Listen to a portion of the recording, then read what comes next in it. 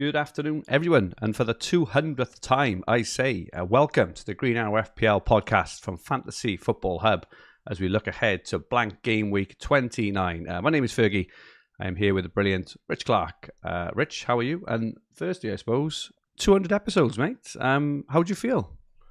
Oh, amazing to be part of it. I'm not trying to work out when I came on. I'm probably around episode 100, I think. I've definitely been doing it for about 3 seasons, and feels amazing to get to a big milestone like this. And yeah, great. I don't know how many other pods out there have done 200 episodes, but only probably half a dozen, no more than that, I wouldn't have thought. So it's great to be part of that, and let's hope we can get everybody through this week and then on to a great finish. Absolutely. Just before we started, just wanted to say thank you to all our co-hosts and guests over the years, starting with Andy Green and Will, who was who were on the first pods. Adam Hopcroft, who was with us for well over 100 episodes. Jam Batra, Big Man Bakar, and so many others. And also to Will Thomas for entrusting the Fantasy Football Hub podcast with us on such a huge platform. And most importantly, though, thank you to our thousands of loyal supporters, watchers, and listeners. Without you, it's nothing. And we really, really appreciate every single one of you. And here's to the next 200. I suppose as well, just thinking about it, like to, as you said, Rich, say many congratulations to all those pods who have made it over 200. As we know, we love doing the pod, right? But it is a big commitment. It's a lot of work, and so a sort of newfound respect really for anyone who's kept it going for that long. So well done to any of the pods who've made it over this number. To see so many in the chat on this Thursday midday. We don't normally go at this time, Rich, but we've got other commitments. But yeah, we wanted to get one out, wanted to get it live, want to get it out nice and early ahead of blank game week 29. Just a dad posting stuff is in. He said, my team is in chaos this week, but holding the free hit. I'm sure we'll be talking about free hits and all that stuff. JS is in. He said, let's go. I'm 1974. Says, congratulations on 200 not out. Absolutely. Lorenzo, first time being able to watch live. Love the channel. Great to have you with us. Colin Johnston is in. Blue Demon. Heather says, congrats. James Drury. Haven't heard that name for a while. Hope you're doing well, James.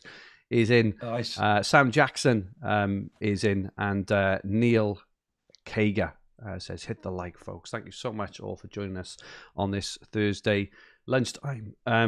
Rich, what colour was your arrow in game week 28? Well, it was green. It was only a small green this time. But, green is green, mate. Green is green, and could have been. I mean, it could have been a pretty big green. I mean, I own Justin Cliver, and I don't know if you saw the game he had, and the hit the post. He had a goal ruled out for VAR from a really dubious offside that began at the beginning of the movement. He could have had a huge haul. So it was. I think it was another. I think Rogers had a goal ruled out as well. He's still in my team. So yeah, a couple of very fine lines between a really big score. But I believe that after 28 game weeks, Fergie, we are now only one assist apart in score. We are, mate. So I've been galloping up on you, and I'm now 3 points behind you in our personal duel. So I'm looking forward to hopefully breaking into the top 500k soon. It's a different game I'm playing, obviously, to if you are higher than that and you're pursuing top 10Ks and top 100Ks and stuff. I'm just really trying to see how well I can finish the end of the season. But still got all my chips, and I've got 3 transfers this week. I don't know how many you've got, and I'm looking forward to spending all of them. Well, taking a hit as well. Well, I was going to say, mate, it's the first time I've seen it, actually. But spoiler alert, your Habe recommended transfer advises you to take a hit this week. That's how much it fancies it. So we'll touch on our teams and plans a bit later. But yeah, a good red for you, Rich. Well played. You've been absolutely flying these last few weeks. And green for you. Sorry, red for me again. And I think it's the first time since game week 29 last year, maybe, that I had one returner. I only had one returner. Thank goodness I captained him. But my other 10 players, I didn't have one goal or one assist or one clean sheet, which is quite incredible, really. Just completely point dodged everything. So, yeah, I've had a tough couple of weeks. I was flying high contextually in the top 200k, and now I'm 538. So, yeah, tough tough going. It sounds like we are having a few sound issues, which I'm not really sure what is going on. So apologies for that. It all looks good. My end. We'll keep going. Hopefully it works. Okay, yeah. I mean, I don't know if you saw, but I mean that a lot of people went Salah over Palmer last week, didn't they? It made virtually no difference to rank. 30 points for your captain. You'd think even in a huge variance week like Crazy. that, it made 20, 30k Yeah. difference of our rank. It was virtually non-existent. I mean, obviously, if you're on the wrong end of it and you captain Palmer, you're probably feeling the pain. But in terms of upward trajectory, made virtually no difference. It's just down to ownership. So ownership is going to be a big part of the decision making this week, I think, and I've got some numbers on that to come. Look forward to that. Let's dive into the week then, mate. So firstly, we just got a 4-week view, looking at the teams who've got the best fixtures up until game week 32. Top of the shop is Bournemouth. Their fixtures just continue and continue. They've got lots of options. They look ripe for investment for these next 2 and indeed the next 4. Newcastle, after the break, they obviously blanked this week. They have got some good fixtures from 30 onwards, including a double home game week and game week 32. Wolves' fixtures are pretty decent over the next few as well, as are Man City. I'm sure we'll be talking about a certain Norwegian soon. Right down the bottom, Brentford's fixtures all of a sudden take a turn for the worse. Look at that. Bournemouth away, Newcastle away, Chelsea, and then Arsenal away is really, really tough. Villa blank, and then they go Brighton at home and Forest. So that's a tough run as well. And Fulham's is hard as well, even though I do fancy him. Jealous of Jimenez owners this week because I think he could do a bit of damage against Spurs. But we've decided, we talk about the longer view on most pods, but we have decided on this pod we're just going to focus potentially now on the next 2 game weeks, and then when we get to game week 30, 31, which we're going to know a lot more, FA Cup results and how the double's going to play out. We'll talk a lot more about the longer game. But just looking at the next 2 weeks, 29 and 30. Bournemouth are top, home to Brentford, home to Ipswich. City, home to Brighton, home to Leicester. Southampton have got 2 home games as well, even though I'm not sure we'll be choosing many from them. And obviously Liverpool, Newcastle, Palace, and Villa all blank, even though 3 of them have got pretty good fixtures in 30. There's going to be a lot of wild cards played, Rich, we think, in 31.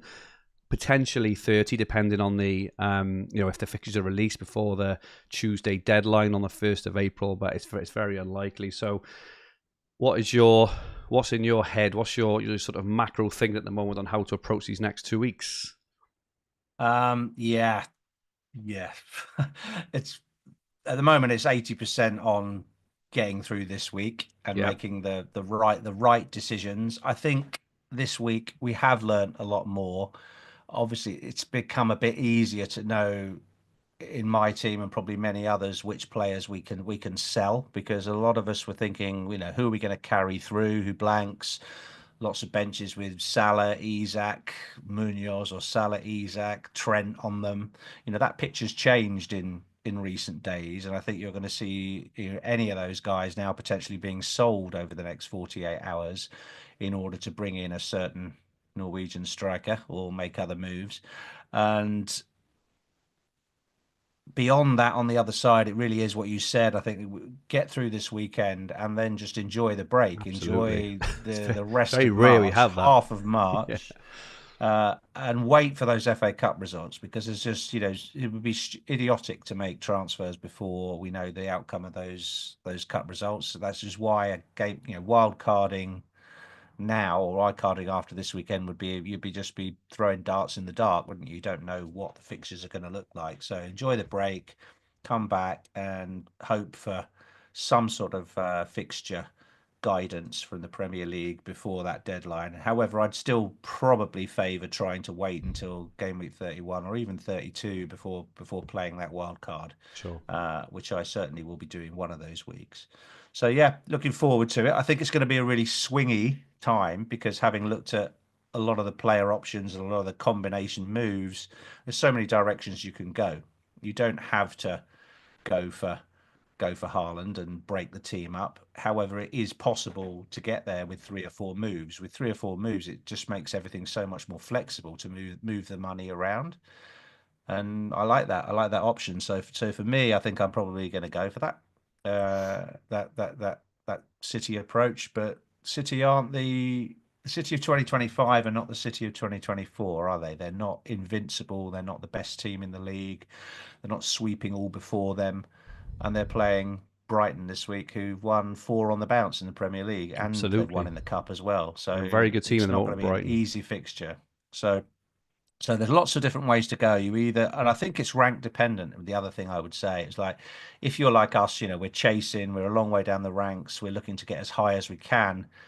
We need to pick some lower ownership options in order to affect those ranks. If you're up the top and you're looking to protect then play it safer.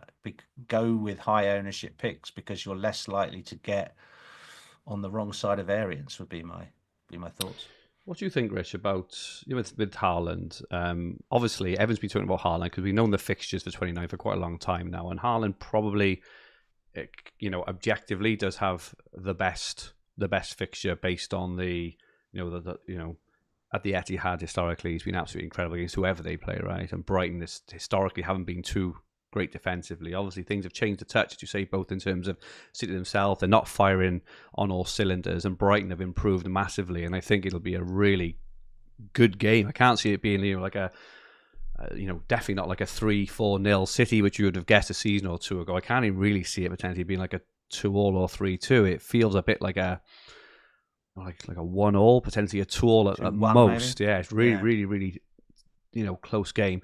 There's no massive other options, though. I think is the problem this week. Like it looks like Chris Wood away to Ipswich could be the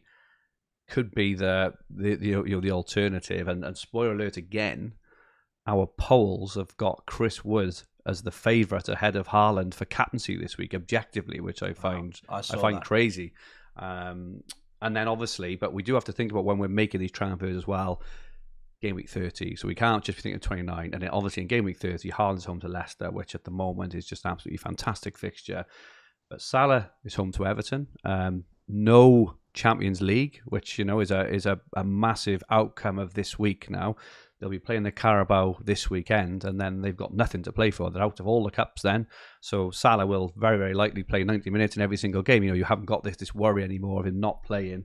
And Cole Palmer, out of form, as we know, have also got a decent fixture at home to a leaky Spurs as well. So there's lots of intricate things at play, and also, I don't know if it's easier or not. I suppose it's easier for us probably because we're likely going to wildcard in 31, so we're only playing up to that point. For those who are not wildcard, they kind of need to think longer term as well. So there's a very fine balancing act here, and also lots of managers have got plenty of transfers, and lots have got none either. So lots to think about. It's really difficult, and I can see,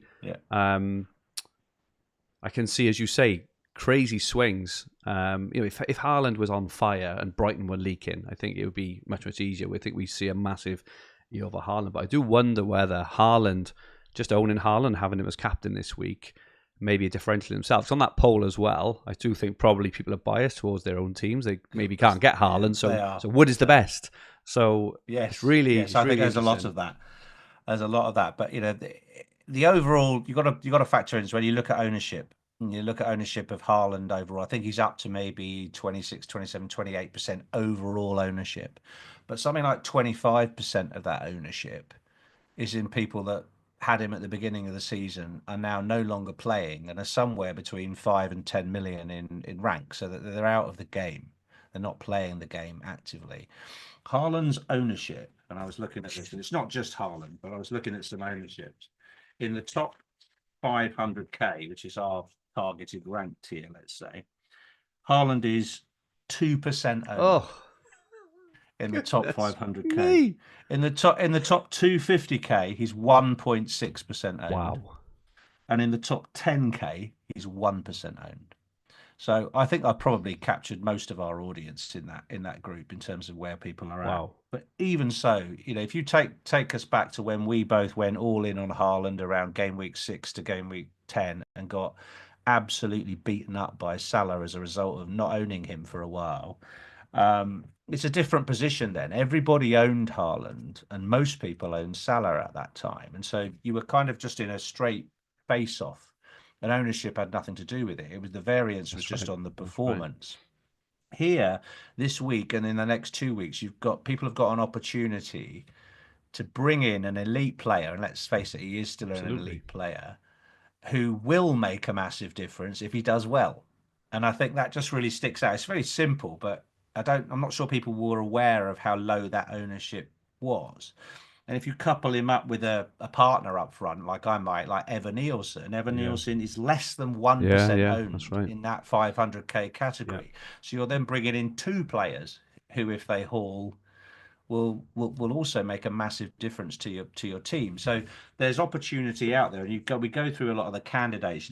I'll mention the ownership wherever I can, through tonight's pod, because it's very relevant, and a lot of these picks we're discussing are incredibly low owned. So I think it has a chance to be a turnaround week for teams, is what I'm thinking, and what I'm hoping. Superb, exciting. No, I had no idea. I knew the ownership was low, but I didn't realize it was. It was that low. And as we say as well, for people to get to Haaland, I don't know what the average number of transfers that people are holding in those percentiles you kind of talk about there, but to get Haaland in, plus hold on to a decent 11 this week and next week is going to be difficult for lots of people, right? So it's going to be very challenging. going to be Yeah, the same. I've looked at it probably for about 15 hours so far this week, and I cannot work a way of getting him in that doesn't involve making a sacrifice Of somewhere or course. in two places across the team. So yeah, you're going to have to lose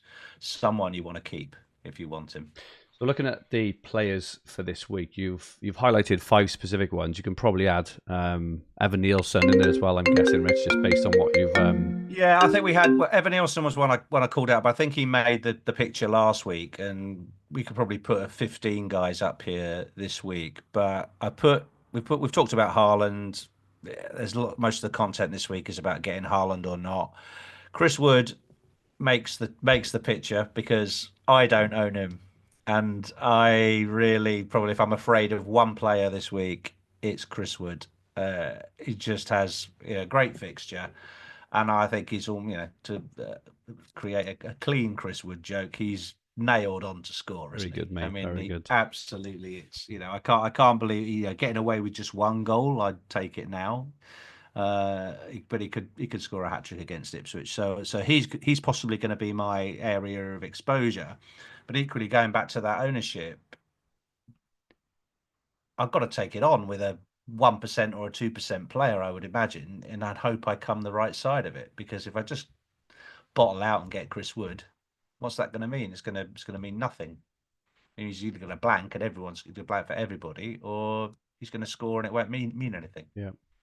Yep. Fair stuff. But I do think if you don't fancy Haaland, you haven't got Chris Wood already, this is a good week to get him, and therefore he makes the picks. He just doesn't. I just think he'll be my area of risk. On the other side, Bruno Fernandes, someone I've owned on and off over the last dozen weeks, seems to be this player that when I own him, he doesn't do anything, and when I sell him, he starts scoring points. I think he's got figure returns, or 9 maybe he got last week, but he got big returns in the last 3 weeks He's now playing for well. United.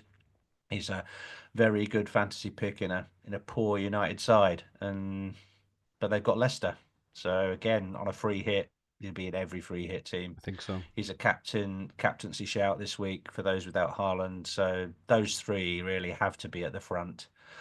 I think Cliver at the back has now emerged as the pick of the Bournemouth assets. He was sort of like running fairly close with Dango and Semenyo over the last few weeks, but those who've got Cliver, I think he's a captaincy candidate, or certainly a nice vice captaincy candidate this week. And then I've got it could be any Forest defender at the back. So Murillo, Milenkovic, and I think we've gone for Neco Williams. Is that at the Yep. back as a cheap enabler? Lots of people will be selling Trent Alexander-Arnold this week. Now he's injured and they need money. And Neco will get you nearly 3 million quid Yep. if you come off Trent for him, and that goes a long way, both in terms of getting to Haaland or financing upgrades elsewhere to the likes of Bruno, etc. So that's the 5 I picked out that Yeah. really people should either have already or be considering getting.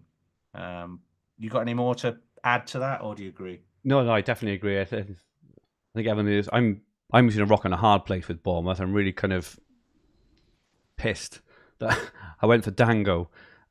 Because I went for Dango when we were on with Ben Crellin, looking ahead to game week 25, I think it was. And Evan Nielsen was almost ruled out for the season at that point. He was like, he's going to be out for months and months. And then all of a sudden, he's just appeared in trade on the bench out of nowhere in like game week 27 or whatever it was. Started in the FA Cup, and then started in game week 28. Dango benched.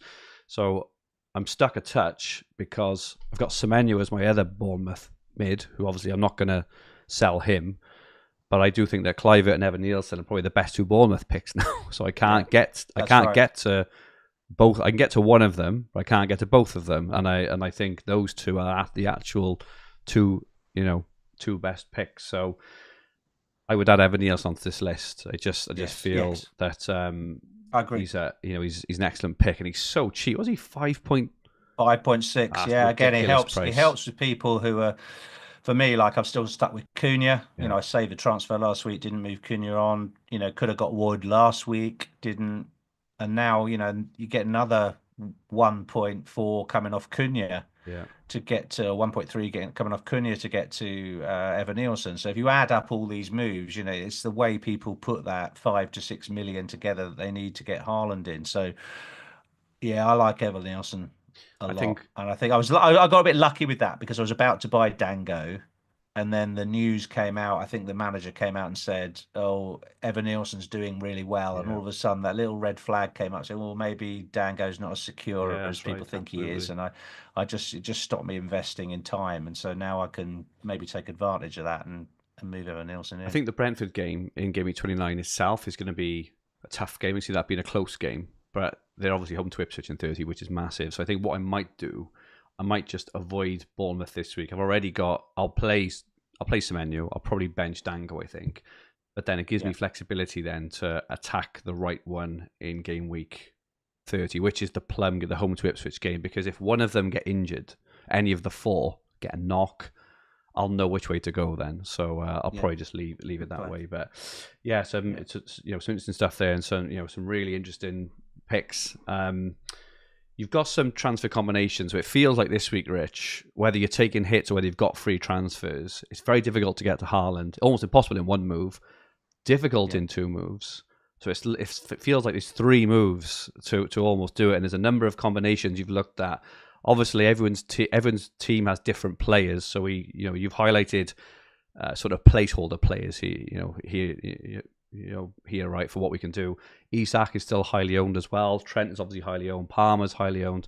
Cunha, not as highly owned, but he could be a placeholder for any of the forwards we're talking about. But I just want to talk through a couple of combinations you are thinking about. And Gvardiol, you mentioned here, is probably another player we didn't have up on the screen, but is a superb option too.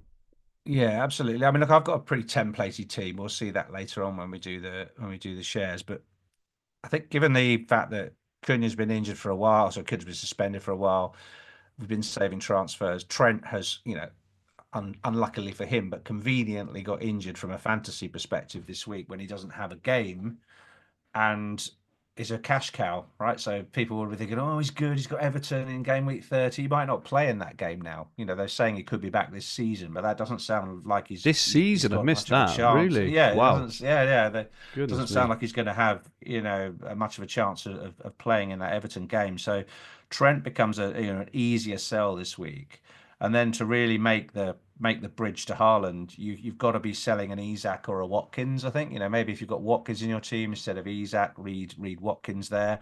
But those sort of 9 million assets are easier to shift up to Haaland than say a 7 million asset is. So that's really why Isak has to go. And this is the option really that I'm favouring. That those three transfers, Haaland, Evan Nielsen, and a Forest, let's just say a Forest defender coming in. If you've got a bit more money, then go Trent to Murillo at 4.7 or Milenkovic at 4.8. I think Neko is only 4.4 million, so he really does free up a lot of cash, and that's nice. And so I like those three.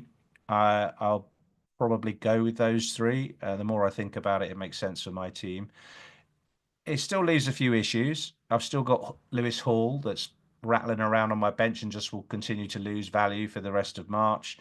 not really keen on taking him through. I've still got Morgan Rogers in my team. Now, I've thought about keeping Rogers only because Villa are through to the quarterfinals of the Champions League now.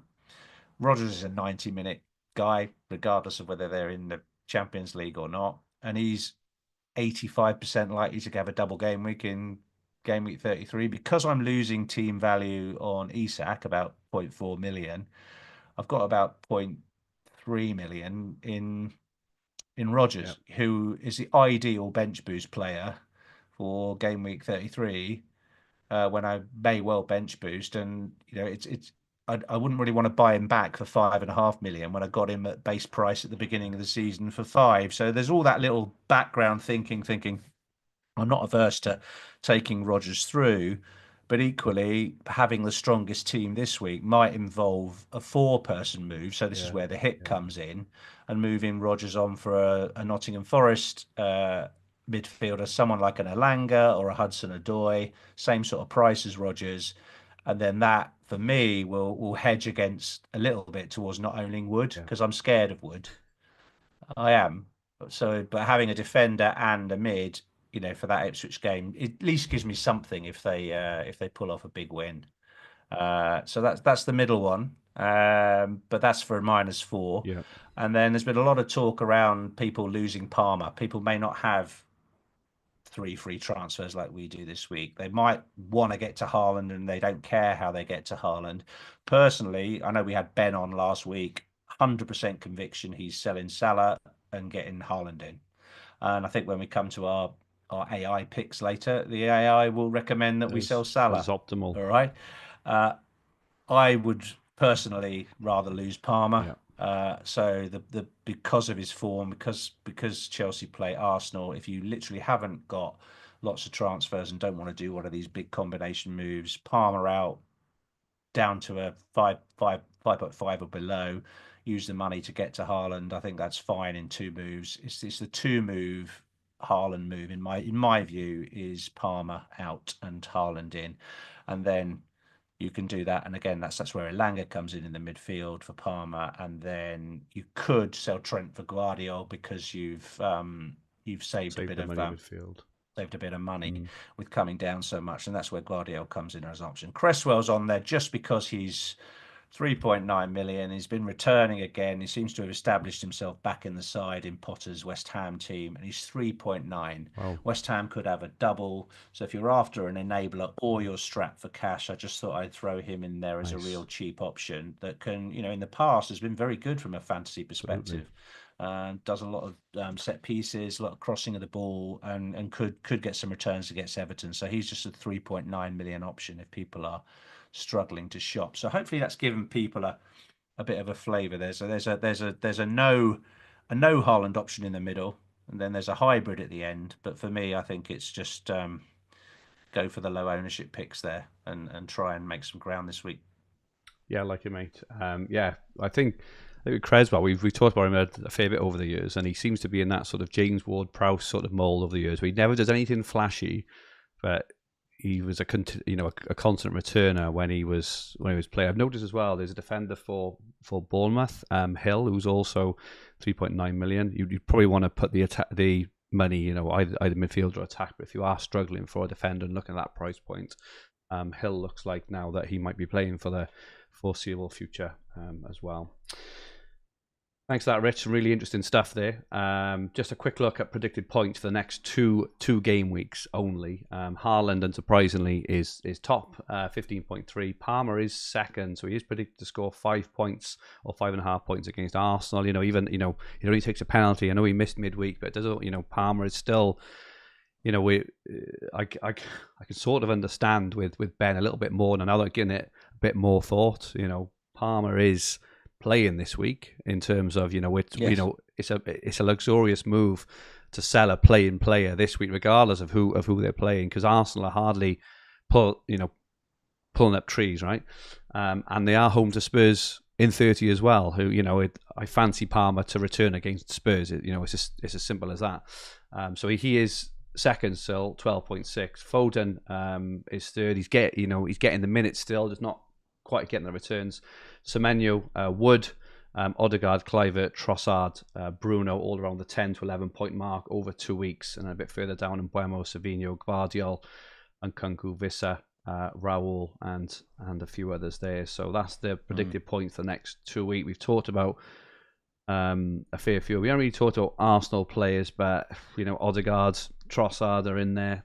I can't really get excited about them really. Still, any love for Arsenal mids? I mean, I think they've got some decent fixtures coming up, haven't they? I mean, I can see this Chelsea game being a draw, to be honest, a score draw, but not a high score draw. Maybe like a 1-1. I just think there's general view going around at the moment that football's got a bit dull. The games are not featuring so many goals. Everyone's regressed a bit in terms of their attacking capability. This feels like not being a great fixture this week. I don't think anyone's going to explode in it. No. Problem with Arsenal is they've just got so many injuries in the attacking part of the field. You don't really know who's gonna score the goals. They rotated a lot in the Champions League last night. I mean, Sterling, I didn't watch that game. Sterling had a good game apparently, came on and played in that Ranieri position and did pretty well.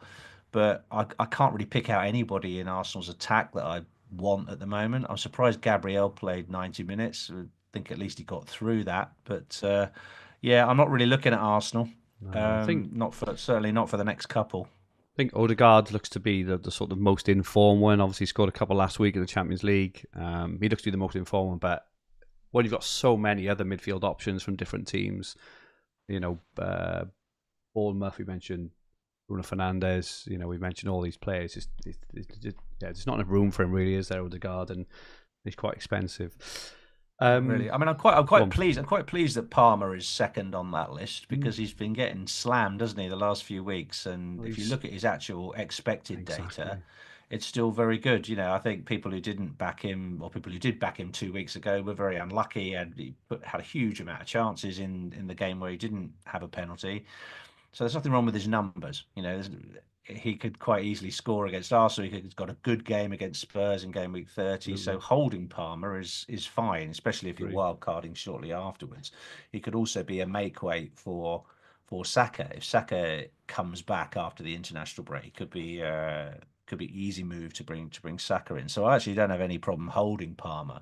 But if I was trying to get Haaland in and had 2 transfers and trying to keep Salah, basically, is the thing, isn't it? I'm trying to keep Salah, yeah. I'm trying to keep Salah. Now Liverpool are out of the Champions League, I just don't really see the argument for getting rid of the best player. So, sort of money aside, I say money aside, budget is a factor because, whether we're buying, we might buy him back on wildcard or not, or a bit later on, or not.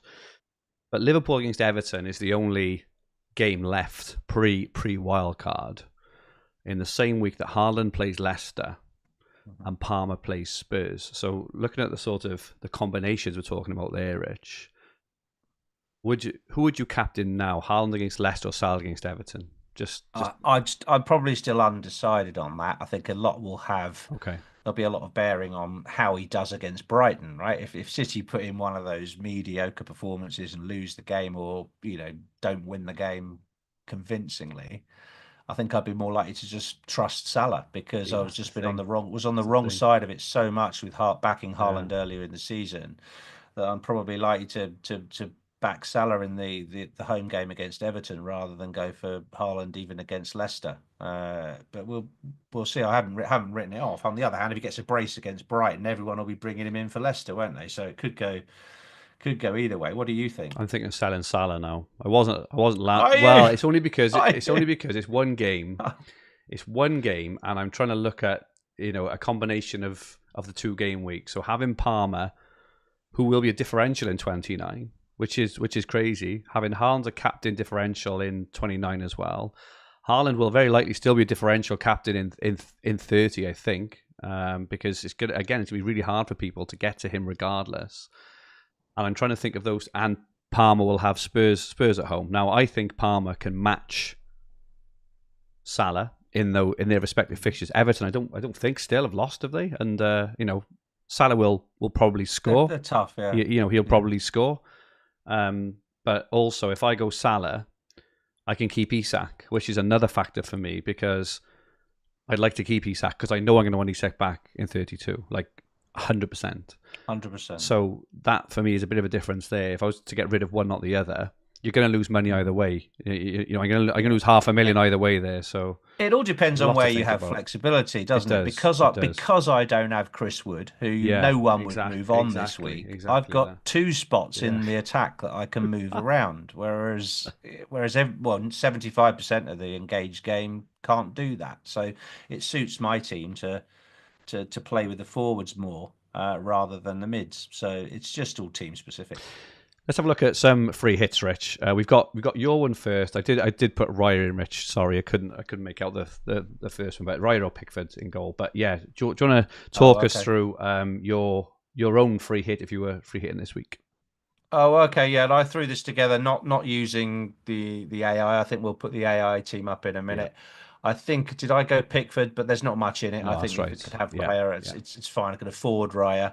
I also like the Saar this week is another alternative in goal. Yeah. So you pick your goalie, but yeah, I'd probably go Pickford.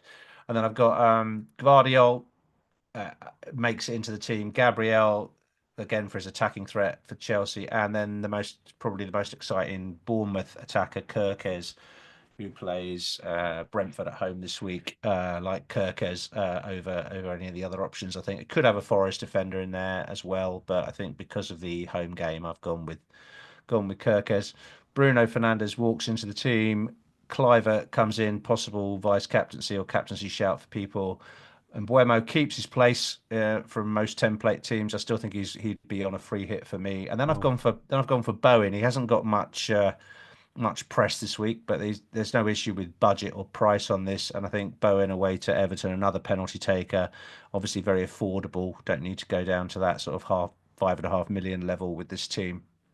And then up front, pretty template now with Wood, Haaland, and Evan Nielsen up front as a very strong front three. Mm-hmm. That's what I'd go for. Nice bench with Elanga, Aït-Nouri, and Aina in there as a backup. But you could easily, if you fancy Forest defenders or Forest players, you could put them in instead of the bench. So there's lots of options there.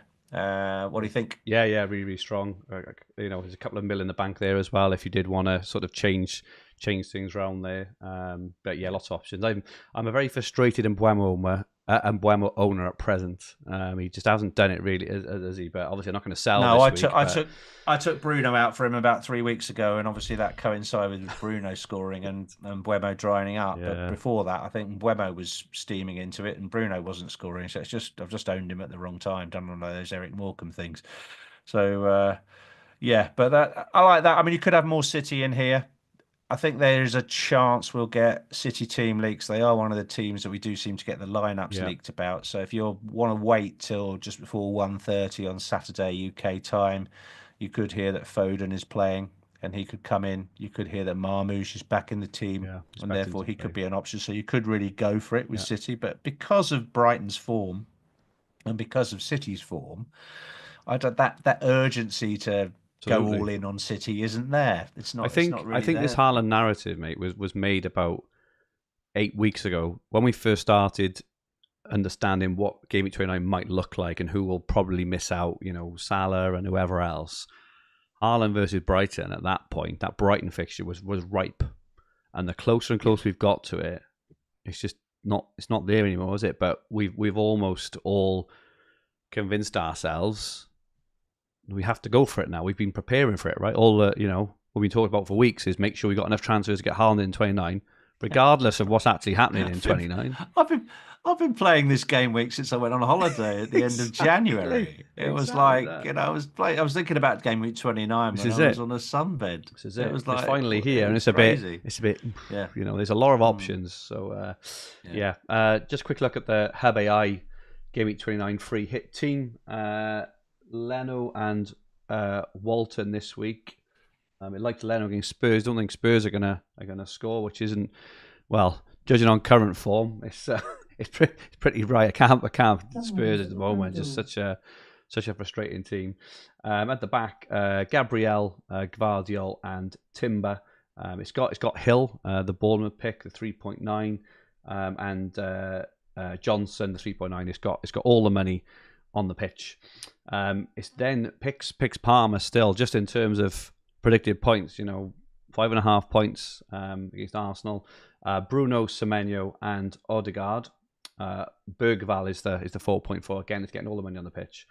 Then Haaland, Wood, and Raul Jimenez up front. Very jealous of Jimenez owns this week. I think you do well this week. So some different picks there, but the general shape of the team is pretty similar. Very premium defence. Got Palmer, still got Haaland.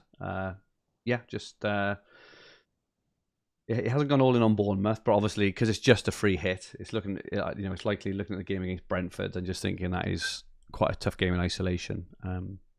But yeah, lot of a very similar feel there. Really, I think that the free hit's even 29. I think people are looking at 30 as well. That home to Ipswich game. I do think the game against Brentford is going to be a tough one. So, but yeah, it's not massively exciting free hit week, is it? Really, there's no massive standout home plum fixtures to really triple. There's no team to triple up on even. Really, I don't think on your one to triple up either, is there? It feels like the people free hitting this week could easily be beaten by people that are not. Right. Whether they've got teams that are in good shape and only have one transfer, or whether they have multiple transfers and cover most of the free hit, or just go for it with differentials. There's lots of different routes to points. I still think the free hit will be a good score, but it doesn't feel like you're going to get that kind of 15 plus point gain on the field by using a free hit this week, which is why so many of us, I think, have tried to avoid using it. So some interesting stuff in the chat. FPL Freddy says, I think if Cunha wasn't banned, we would let the Haaland bandwagon. We wouldn't have let the Haaland bandwagon this week. Neil agrees, says exactly, no Haaland for me. Colin Bugler for the youngsters thinking to themselves, who's Eric Morecambe? Thanks for that, Colin. Yeah, absolutely right. That's right. And the reigning FPL champion, Jonas Sandleback, is in the chat. Welcome, Jonas. Says, are none of you keen on selling Salah? And he says, I'm keeping Palmer for game week 30, possibly getting Salah back on 31, which is my thinking as well. So it looks like the reigning FPL champion overall, Jonas, might be selling Salah. I think, as is Ben Crellin. As in Ben Crellin, the greatest manager of all time, is selling. The greatest manager of all time. The movement is gathering momentum. Of both selling Salah. That's quite a good couple to throw at you there, who is selling Salah, isn't it? But look, I mean, they are not going to have Salah against Everton, right? In game week 30. If you don't have to sell Salah to get Haaland, why would you take that risk? I just don't see any point, because actually we've just seen what he's just done. He didn't have a great game last weekend, and he still put 30 points on the board. So I wouldn't be doing it. I still think, though, just another thought on why I think I'm doing it as well. I can also go from then Trent down to Gvardiol. Yeah, it's all these combinations, right? Of what you do with the extra 3.5 million between Salah and Palmer. You can go to Gvardiol instead of Aina. And Gvardiol against Brighton, you can get a Bruno Fernandes in the midfield in head of Elanga, mucking about with Elanga. And this is it. So there's lots of pros and cons. So yeah, it's fascinating. And when we think in our minds now how fascinating open it is, we need to fast forward a touch to when the weekend has been and gone, and all the hindsight merchants say, well, wasn't it obvious that this was going to happen? It's absolutely not obvious. Nothing's obvious. Muppets, because otherwise you would be winning FPL. I'm actually really looking forward to the fact that people are making a complete smorgasbord of decisions. Absolutely, here, smorgasbord. Going different. Well, that's one for Jonas. Love that. Love that, man. In terms of going in different directions. Brilliant. It's brilliant for the game.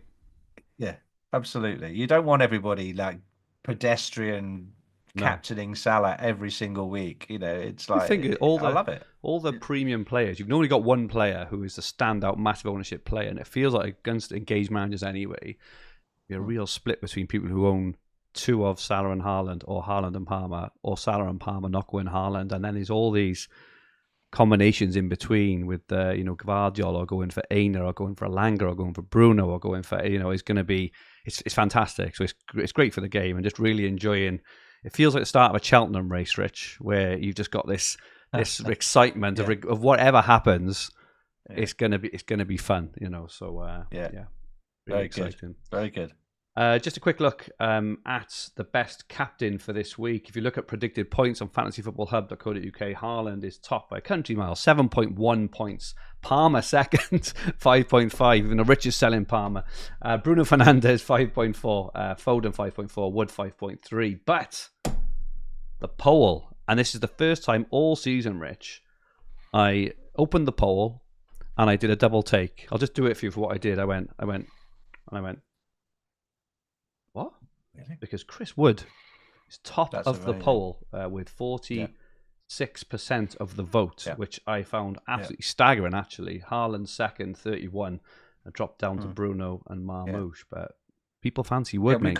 You can't captain a player you don't own, can you? So it's because Haaland's ownership is so low amongst the engaged player base that half the people didn't even remember he was still in the game. So there you are. You're right. Yeah, amazing. And that is, going to give me nightmares over the next 2 nights, isn't it? In terms of feels like Wood is, if you're not going for Haaland, Wood is probably the next best captain. So I feel I'm gonna sleep very well, Rich. I'll be pulling the quilt right up to my chin and snuggling in like this, having Wood and Haaland captain, whereas you're gonna be like quilt on the floor, freezing cold, shivering in the corner. Asking for a hot water bottle. You saw me looking out the window just now. So I've just got a new boiler fitted yesterday, and that was Biffa Waste turning up outside my house to take away my old boiler. Mate, that's a sign. The guy was knocking on the door. I hope the new one keeps me warm while I'm having nightmares, mate. Superb. So, Rich, who will you be captain this week? Haaland. I will be captaining Haaland. Who would you? I'm 99%. If you owned Wood but not Haaland, who would you captain? Would it be Wood or would it be someone else? If I didn't own Haaland, I would probably bring Fernandes in and captain him against Leicester. So you prefer Fernandes objectively against Wood? Yeah. Okay. Yeah, because Forest's he's been outperforming his expected points all season. Yeah. Forest only return fractionally over 1 goal a game. They win a lot of games 1-0, and he's been scoring most of them. And but he always gets bonus points when that kind of result occurs. Yeah. So I think he's great. I think he's a fantastic fantasy pick. I just don't own him, but he doesn't excite me from a huge haul. I think for me, I can get another player in who's lower ownership and take it on. But that is the big personal challenge for me, is taking on Wood this weekend. Good stuff, Rich. Fergie is a punt for game week 29, and I think I've outdone myself this time. I would have gone for Evan Nielsen, which I know is boring, right?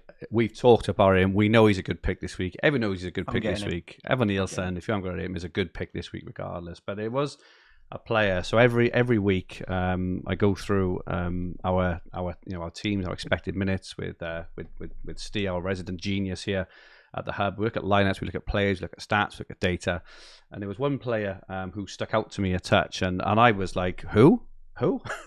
But this player, if you are looking for an absolute punt, I kind of guarantee 0.0% of it. I haven't got a photo of him in our archives yet. That's how sort of little known he is. I think he signed in January, but since he's been playing for this team, he's been doing well. He looks like an out of position midfielder. He's played 4 times. He's got 1 goal, 1 assist. He hasn't had many minutes either. He actually went off injured, I think, last week. So I'm hoping he's going to be fit for this week. He had 9 shots, 3 on target, 7 shots in the box, XG of 1.75 in just 4 appearances. And he's away to Southampton in 29 and home to West Ham in game week 30. And he's 5 million midfielder. And his name is Marshall Munetsi. Scored last week before he came off injured, so I'm hoping he's back. But he is like the ultimate punt, right? So I tried to pick someone who no one had heard of. We only got a proper photo of him, so I pulled this from out of the ranks. But take a look at him. If he's fit, if he's confirmed as fit, and you're looking for, because I think Alanga's 5.3. you could go from Palmer down to Manetzi for 1 or 2 weeks, or even Salah down to Manetzi, and it could free up all the money you want, right? Alanga is obviously a great pick. The Forest mids are great picks. Looking for someone very, very different. I think Marshall Manetzi is worth a peek. I'm hoping he's fit because I fancy him to do well over the next 2 weeks. So here's my punt. Fergie's a punt for the next week or two. Let's have a look at our teams.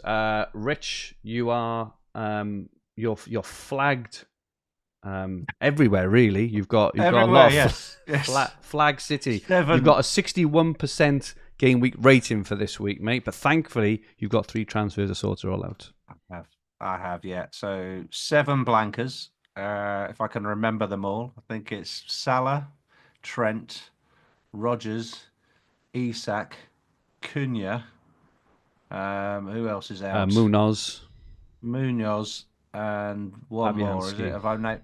And Fabianski. Yeah, okay. So look, just people everywhere that have got to go. So I've got 4 transfers to make to get 11 out. So I'm pretty set, as I've been saying all through the pod, that I'm going to lose Trent and I'm going to lose Cunha. So Trent down to a Forest defender. Yeah. Probably Neko, but possibly Milenkovic or Murillo, depending on money. Yeah. So one of those 3.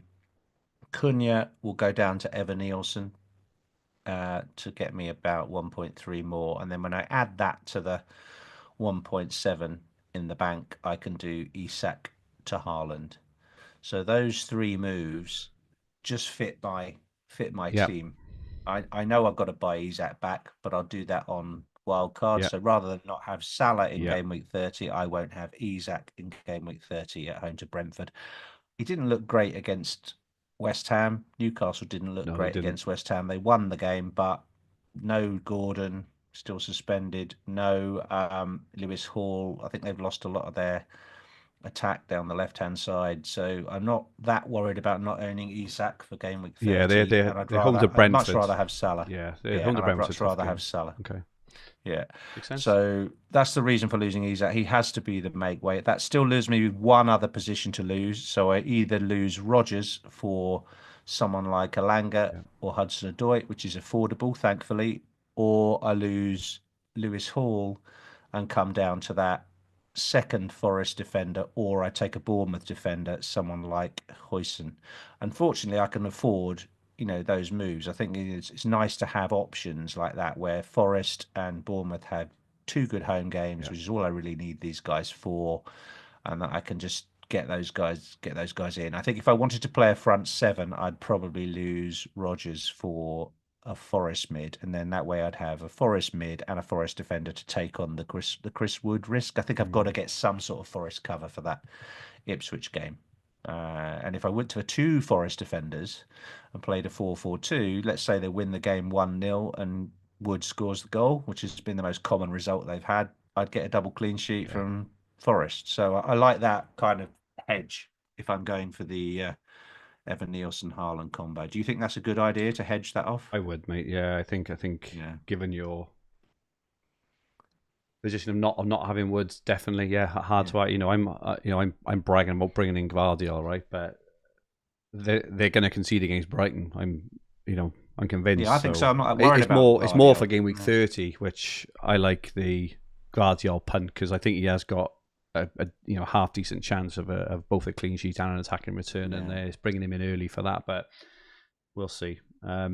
Your recommended transfers, as I mentioned earlier, Rich. It's the first time I've seen huge list of them. The first time I've seen a hit. It's absolutely, it's insane, really. Cunha for Haaland, Salah for Semenyo, Rodgers for Minte, and Hall for Gvardiol. So that was your optimized default transfers. Absolutely incredible. I've never seen a hit before. And your aggressive one, there's only one change. Is Salah for Trossard instead of Salah for Semenyo, I think. So it doesn't it's certainly sticking with the analytical boys, isn't it? And saying get rid of Salah. It's just all the money, mate. Just looks at the money and just think it's not worth it for the next few weeks. But obviously it's every well, every team is different. It is looking specifically at your team, but yeah, it's what you're comfortable with. But it's good that it's indicative. It's broadly along the same lines as you, except you're going Palmer out and you're going for No, a I'm not. I'm Forest. keeping A Palmer. I Forest. mean, I think these I'll have Oh, Palmer you'll as have well. Palmer as So well, won't I you? will have Haaland, Salah, And and Palmer. Palmer for Ignore game me, week sorry. 30. Nice. Yeah. Oh, Isak, you're selling.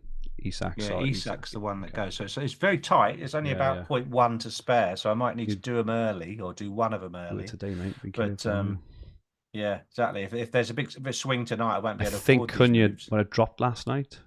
He did, and that was all right. That one, Okay. that was one that I had. I had Got that, it but it's anyway. if Isak and Evan Nielsen swing Okay. about in price tonight, I'll need to watch that. Laughing, mate. Good stuff. My team, I'm currently on a 5-4-1. But I've got Pickford in goal, Gabriel, Aït-Nouri, Robinson. I've got Lewis, who I probably don't think he's going to play. Still got Lewis, yeah. And Trent, Palmer, Semenyo, Mbeumo, and Dango, and just Chris Wood. I've got Fabianski, Salah, Isak, and Cunha. So I've got 3 free transfers. I've been toing and throwing up and down in me, and I'm in a bit of a mess, if I'm honest with it. I think, well, now that obviously Trent is out, he's definitely going. So I've got a lot of options off Trent. Can go to down to a Forest player, or even go to Gvardiol, but that will largely depend on who I get rid of in midfield and whether I keep Isak, or whether I get rid of Salah or get rid of Palmer, the same as you. So my current favoured thinking, I'm trying to think long term here. Is to probably keep Isak, because I know I'm definitely going to want him in 32. May not want Salah, so that's my current thing. And I'm going to keep Palmer as well, because I'm probably going to need him to play in 29. But I do like his good game. Good that Spurs game's a good game, isn't it? When it becomes a semi-differential, Absolutely. So I'm probably going to go Salah down. I'll definitely be going obviously Cunha to Haaland. But to fund that, we'll certainly need to find 6 odd million. Salah to whoever. I could even go Salah to Bruno. Salah to Bruno. I go Salah to Bruno. I can, and I can. So it's something like Salah to Bruno, and I can go Trent to Gvardiol if I wanted to. No, sorry.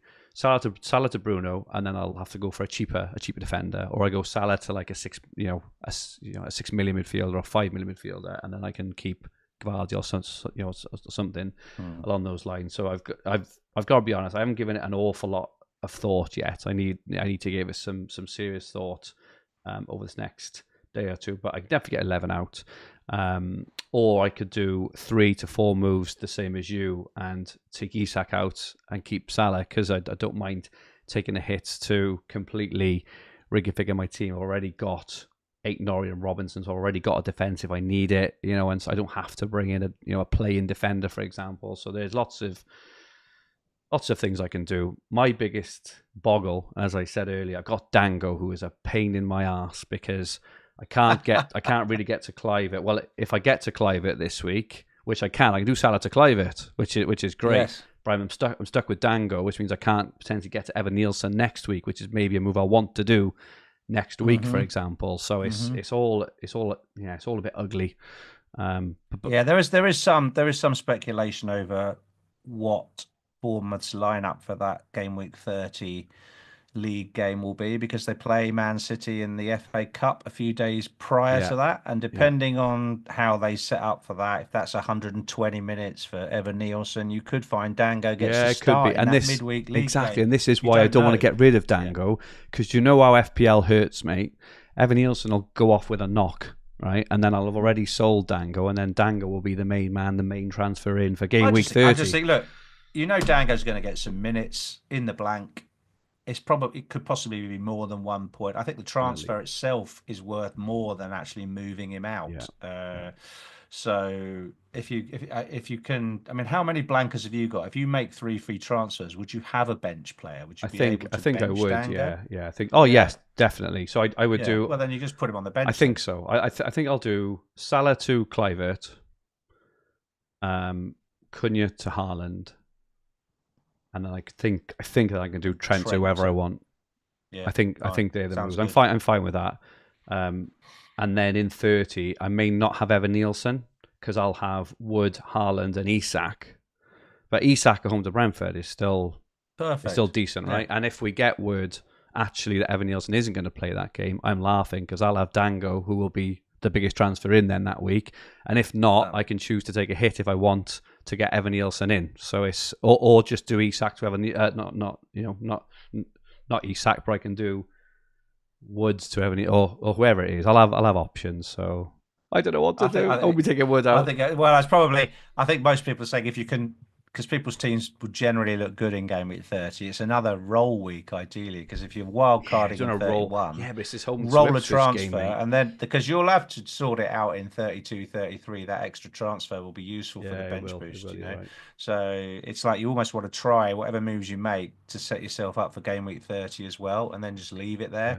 Obviously, we've got an international break, an FA Cup, and blah blah blah. Nearly a month before these games take place in game week 30. So it's a pipe dream to think your team's going to sail through to that stage, but it's worth considering. This is why the Forest and Bournemouth players are your friend, because they basically just have two good games. They do, that's right. Home to Man United is a great fixture for Forest. Home to Ipswich is a great fixture for Bournemouth. So you can't really get enough of those players coming into your team. My recommended transfers: Cunha to Haaland, Salah to Kluivert. I think I did these transfers before Trent was injured, so it may have changed slightly because I do have a third transfer. But yeah, I think that's broadly in line with my thinking. And then the aggressive one: Cunha to Haaland, Salah to Kluivert, Trent to Gvardiol.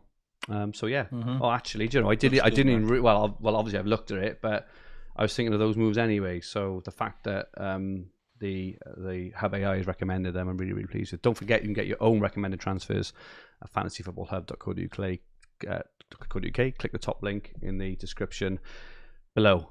But yeah, interesting stuff. And that is it for us for this week. Thank you so much for everyone who joined in the chat this Thursday lunchtime. Those who watch it back and those listening on the podcast versions, your support is very, very much appreciated. And Rich, thank you so much. Congratulations again, mate. 200 episodes, Green Arrow. And where can people get hold of you? At Rich Clarke FPL on X and Blue Sky. Lovely stuff. This podcast video will be on the Fantasy Football Hub YouTube channel with the podcast versions available on all major podcast platforms. If you like what you watched, please press the like button. Remember to subscribe to the channel in the bottom right-hand corner of the screen. If you enjoyed your listen, please rate the podcast. Drop us 5 stars for our 200th episode. Take the effort. It'll take you 30 seconds. Go and give us 5 stars. We'd really, really appreciate it. Leave a comment. We'll be likely back on... We've penciled in Sunday. That's a very Yorkshire thing to say. Sunday, the 30th of March. And that's after the international break. And it's also after the FA Cup match being played. So it's a Sunday evening. It'll be 2 days before the Game Week 30 deadline. The reason we wanted to do that is because it removes all the speculation about the FA Cup. So we'll be back pre-Game Week 30, and then we'll be podding on the same week on the Thursday ahead of Game Week 31, which will very likely be a wild card special. And we may have Ben Crellin potentially back for that one as well. So those 2 episodes are massive, potentially the biggest of the season. There's assistant manager stuff to chat about again for those who haven't used it. There's wildcard stuff, there's triple captain, there's free hit. It's going to be a crazy period. But what we say for now, in the meantime, we hope you have a fantastic Game Week 29. Enjoy the international break. It's the last period of the season where football, the Premier League and FPL can take a back seat for a couple of weeks. And may all your arrows be green. Good night all.